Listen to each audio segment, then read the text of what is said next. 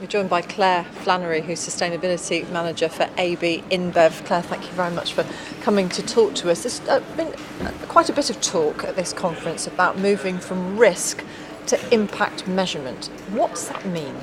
So I can tell you what it means for us at AB-Inbev. We see risk management as measuring some of the inputs and outputs of our program. So what are the audits that we do? What are the findings that we get? Moving into impact is then thinking about the experience of the worker, whether all the effort that we're putting in to training, into other interventions is really generating any change for the worker, which is ultimately who we want to be impacting. What's the impetus for this then? Why would your company want to make that move from risk to impact measurement?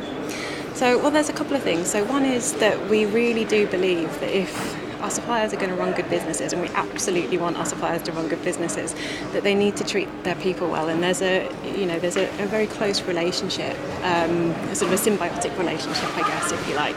And we want to kind of bring those two pieces together.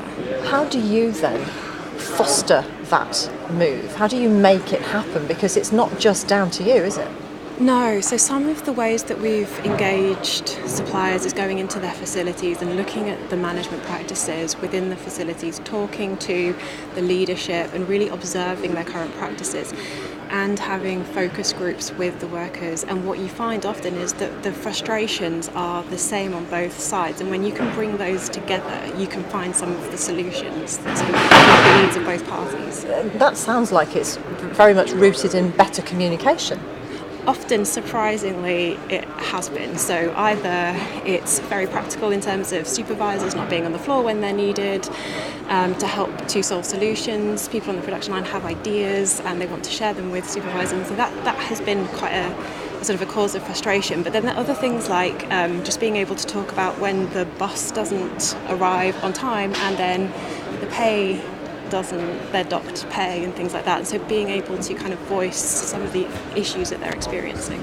How much of an appetite is there from workers to be involved in a process like this then? Because they can obviously see that there'll be some benefits. Yeah. I think it's really mixed and it takes time. So we've tried this in a couple of different ways. So some of it has been very in person with focus groups and others been through mobile phone technology. And in each you can see there's a sort of a slow burn, if you like. And with the mobile phone technology you start with very small numbers, but gradually they grow through sort of, workers talking to one another, and they build trust in the process. And then through the focus groups, it's more about sort of facilitating a good conversation and an open environment that they can talk in. How long a process is this going to be, or can you not put an end point on it? I don't think we can put an end point on it because we don't really understand it. This is something really new for us. It's new for our suppliers. So it's very much evolving, and we're learning with our suppliers. Exciting and scary at the same time. Yeah.